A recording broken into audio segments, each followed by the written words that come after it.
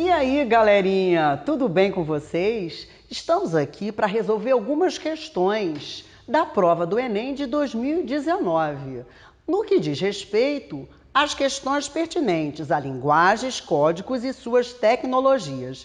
A primeira questão, com certeza, precisa ter noção de coesão textual, para nós matarmos a charada.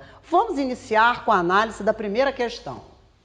De vez em quando, nas redes sociais, a gente se pega compartilhando notícias falsas, fotos modificadas, boatos de todo tipo. O problema é quando a matéria é falsa.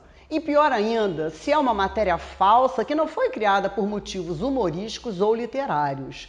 Sim, considero o jornalismo ficcional uma interessante forma de literatura, mas para prejudicar a imagem de algum partido ou de algum político, não importa de que posição ou tendência. Inventa-se uma arbitrariedade ou falcatrua, joga-se nas redes sociais e aguarda-se o resultado.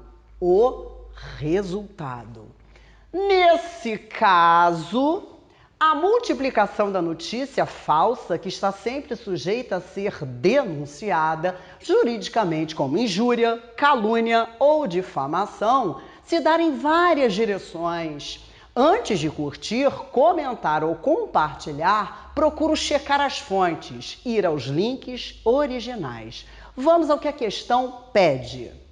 O texto expõe a preocupação de uma leitora de notícias online, de que o compartilhamento de conteúdos falsos pode ter como consequência.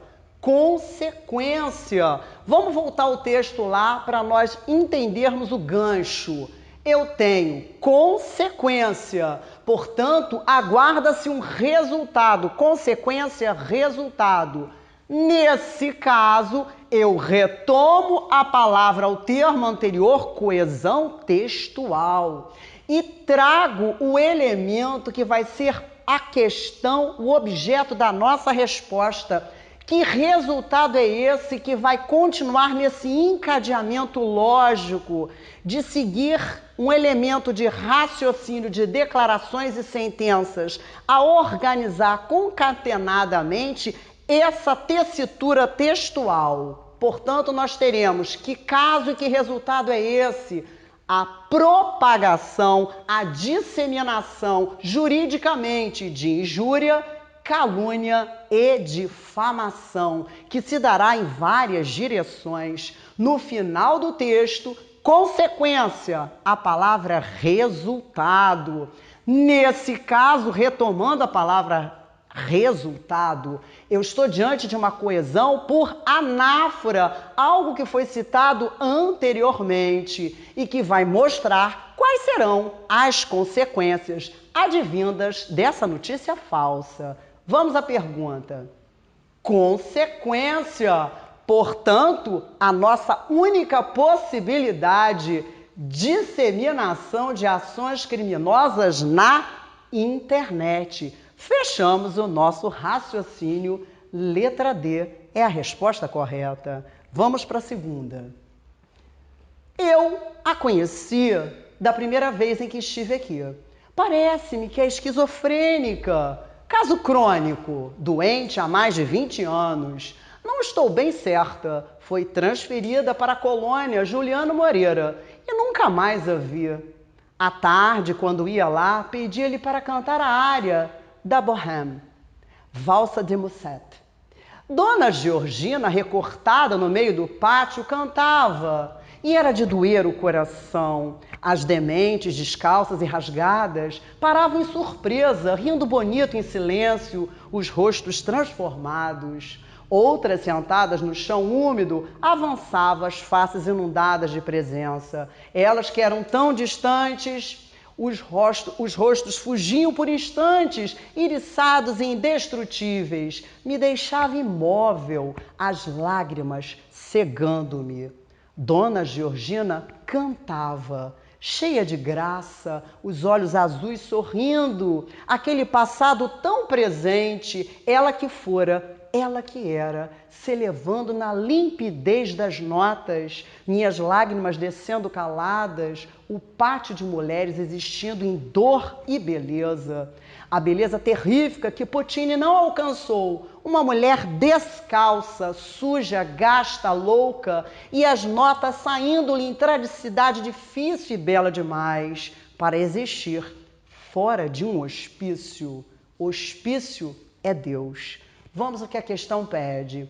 O diário da autora, como interna de hospital psiquiátrico, configura um registro singular, fundamentado por uma percepção que, aliado ao nosso entendimento do que a questão pede, registro singular, portanto, algo ímpar, que sai do comum, sai da normalidade, por ter um tom de percepção diferenciada, com certeza, daquele local tão adverso e de um local tão adverso com possibilidade de originar uma beleza que nem o compositor de ópera Puccini conseguiu flagrar nesse instante em composição musical. Portanto, o olhar de quem vai estar a redimensionar, atribuir um novo valor, uma nova roupagem à essência humana, tocada naquele instante pela sensibilidade única e que não se repetirá. Portanto, esta é a nossa melhor resposta. Letra B. Vamos para a próxima. Será que algum dia os cientistas conseguirão explicar o universo? Acho que sim, mas só para outros cientistas. Qual é a temática que versa esta questão? Cientista a explicar o universo. E tratando-se de uma tirinha, temos um tom de humor. Com certeza, do penúltimo quadro para o último quadro, é a grande sacada de uma tirinha. No que diz respeito ao uso de recursos expressivos em diferentes linguagens, o cartoon produz humor brincando com o quê? Com a questão de uma linguagem própria dos cientistas, do universo, portanto, entre pesquisadores, que muitas das vezes uma pessoa leiga, o público leigo, não entende. Não é uma linguagem acessível a um público leigo. Portanto, humor em relação à própria linguagem dos cientistas. Qual é a nossa melhor opção?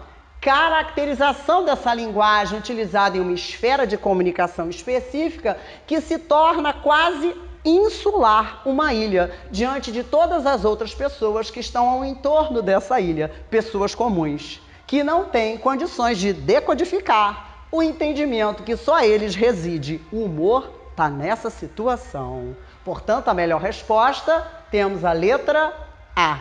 Passamos para a próxima. Vamos agora à última questão de análise de hoje.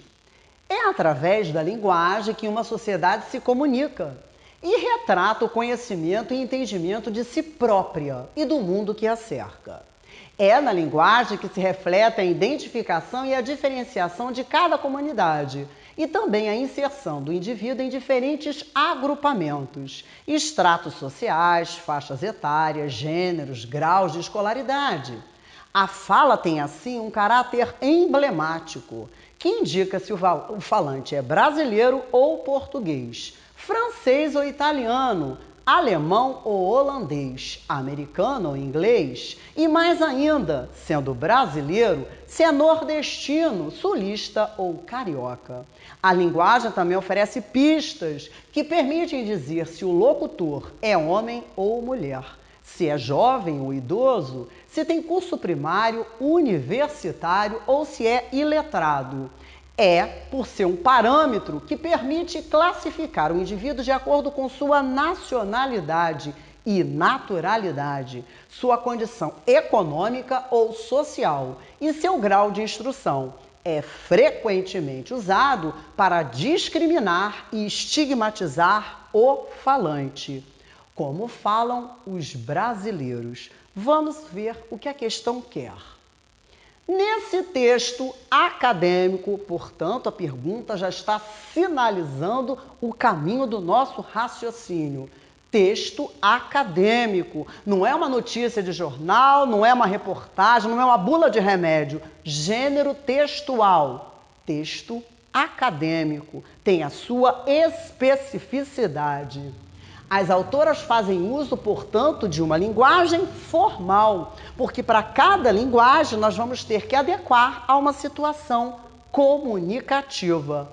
Portanto, se nós já temos o meio caminho do raciocínio em se tratando de texto acadêmico e já temos o segundo passo, que com certeza não tem como ser de uma linguagem informal, coloquial e despojada, mas apenas numa linguagem formal, a marcar essa clareza, essa objetividade, essa imparcialidade que é exigida por um texto acadêmico, nós estamos a ter qual a única opção de resposta?